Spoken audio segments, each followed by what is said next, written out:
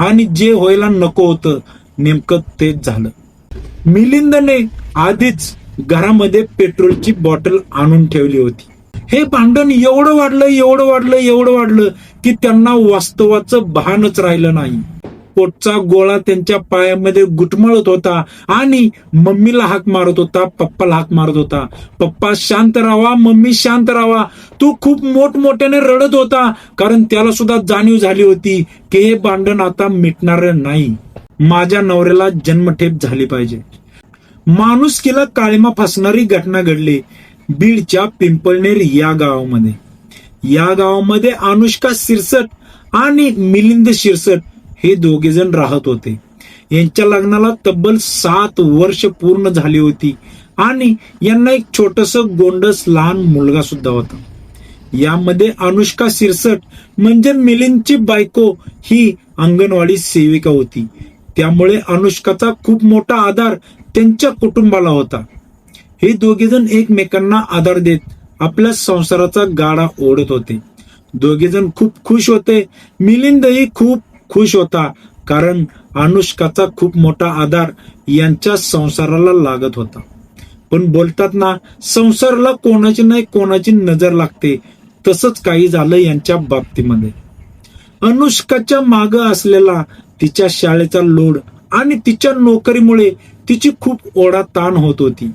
तिचं मुलाकडे लक्ष नव्हतं ना तिच्या नवऱ्याकडे जास्त लक्ष नव्हतं. या गोष्टीमुळे मिलिंदच्या डोक्यामध्ये विष कालवायला सुरू झालं आणि मिलिंदला अनुष्कावरती संशय येऊ लागला. अनुष्काची ओढाताण ही त्याच्या लक्षात येत नव्हती, पण त्याला असं वाटत होतं की अनुष्का ही मुद्दाम आपल्याकडे लक्ष देत नाही किंवा हिचं बाहेर कुठेतरी अफेअर चालू आहे. या कारणामुळे मिलिंद तिच्यावरती शेक घेऊ लागला आणि यामुळे दोघांमध्ये अनबन चालू झाली. दोघांमध्ये खटके उडू लागले. त्यांच्या प्रेमाचं रूपांतर हे एका शेकने घेतलं होतं. या सगळ्या गोष्टींचा परिणाम त्यांच्या लहान मुलावरती होत होता. या दोघांमध्ये भांडणं सुरू झाली आणि मुलगा या दोघांच्या चेहऱ्याकडे बघत राहायचा. दोघांना पण गप्प करायचा. पप्पा शांत व्हा, मम्मी शांत व्हा, अशा रडक्या आवाजात तो पप्पाला आणि मम्मीला बोलायचा. पण त्यांना त्यांच्या लहान मुलाने अगदी काळजाच्या किंवा अंतःकरणापासून मारलेली हाक, शांत राहावा शांत राहावा, ही हाक त्यांना ऐकू येत नव्हती. कारण या दोघांचा वाद एवढा वाढत जायचा की त्याला काही मर्यादाच नसायची. या छोट्याशा बाळाला मम्मीची आणि पप्पाची खूप गरज होती. कदाचित अनुष्का आणि मिलिंदने त्यांच्या छोट्याशा लहान मुलाचं ऐकलं असतं तर पुढे जो होणारा अनर्थ आहे तो कदाचित टळला असता. लहान मुलाची त्या दोघांना एक अर्थहाक होती. जणू काय त्या लहान मुलांना पुढे काय होणार आहे ते दिसत होतं. त्यामुळे तो दोघांनाही शांत करण्याचा प्रयत्न करत होता. दोघे पण एकमेकांवरती आरोप प्रत्यारोप करत कसे तरी दिवस घालवत होते. पण असा एक दिवस उजळला जो रविवारचा दिवस होता. त्यामुळे अंगणवाडीला सुट्टी होती. अनुष्का ही घरीच होती. दोघांचं नेहमीप्रमाणे आपलं आपलं काम चालू होतं. अशातच कोणत्या तरी एका क्षुल्लक कारणावरून मिलिंदचं आणि अनुष्काचं भांडण सुरू झालं. मिलिंदचा अनुष्कावरती शक असल्यामुळे मिलिंद हा अनुष्कावरती नजर ठेवून होता. तिचा तो मोबाईल चेक करायचा. अनुष्का कधी शाळेतून घरी येते आणि मी कधी तिचा मोबाईल चेक करतोय असं त्याला दररोज व्हायचं. तो दररोज मोबाईल चेक करायचा आणि छोट्या छोट्या कारणावरून अनुष्का सोबत भांडायचा. आणि शेवटी तो रविवारचा दिवस उगवला आणि जे व्हायला नको होतं नेमकं तेच झालं. दोघांचे एकमेकांवरचे आरोप प्रत्यारोप खूप प्रकोपाला गेले होते. मिलिंदचा अनुष्कावरती असलेला शक हा आजच्या दिवसाचा शेवटच करणार होता हे अनुष्काच्या लक्षात येत नव्हतं. पण अनुष्काला काय वाटायचं, जर वेळेत जसं होतंय तसंच काहीतरी होईल आणि हे प्रकरण एकमेकांनी समजून घेऊन थांबेल. पण असं काही झालं नाही, कारण मिलिंदने आधीच घरामध्ये पेट्रोलची बॉटल आणून ठेवली होती. दोघांमध्ये भांडण सुरू झालं. दोघांची हातापाया लागली. दोघं एकमेकांना शिवीगाळ करू लागली.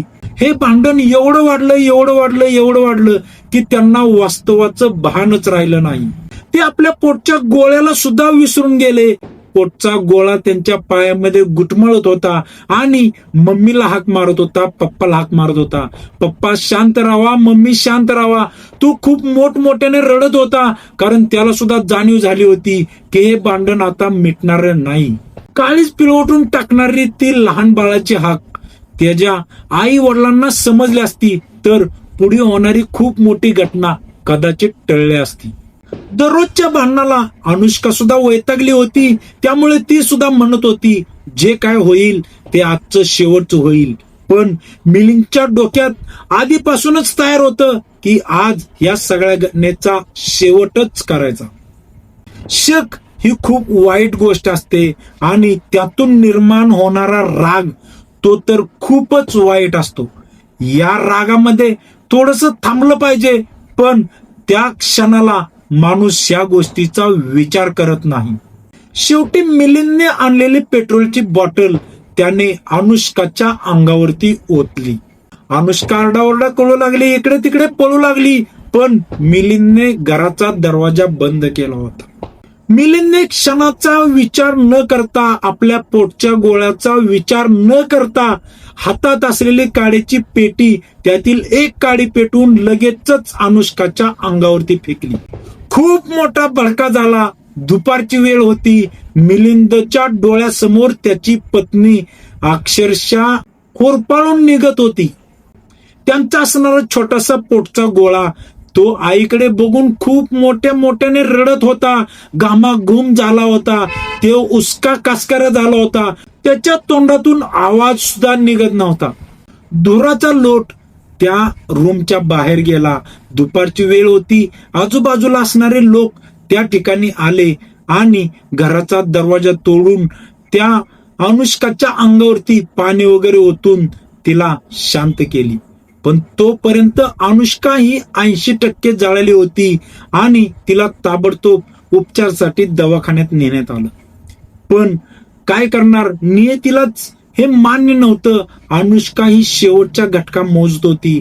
तेव्हाच त्या ठिकाणी पोलीस गेले आणि तिचा जबाब घेऊ लागले. अनुष्काला बोलताही येत नव्हतं. ती खॉटवरती निश्चित पडली होती.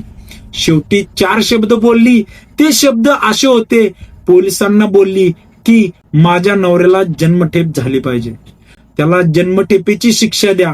एवढंच बोलून तिनं तिथं जीव सोडला. पोटचा गोळाही मागे राहिला आणि 7 जन्म वचन देणारा नवरा सुद्धा मागे राहिला. ह्या सगळ्या गोष्टी फक्त आणि फक्त एका शकमुळे झाल्या आणि त्या शकमुळे निर्माण झालेल्या खूप मोठ्या क्रोधामुळे ह्या सगळ्या गोष्टी झाल्या. या सगळ्या गोष्टींचं वेळेच निरसन केलं असतं तर कदाचित ही घटना झालीच नसती.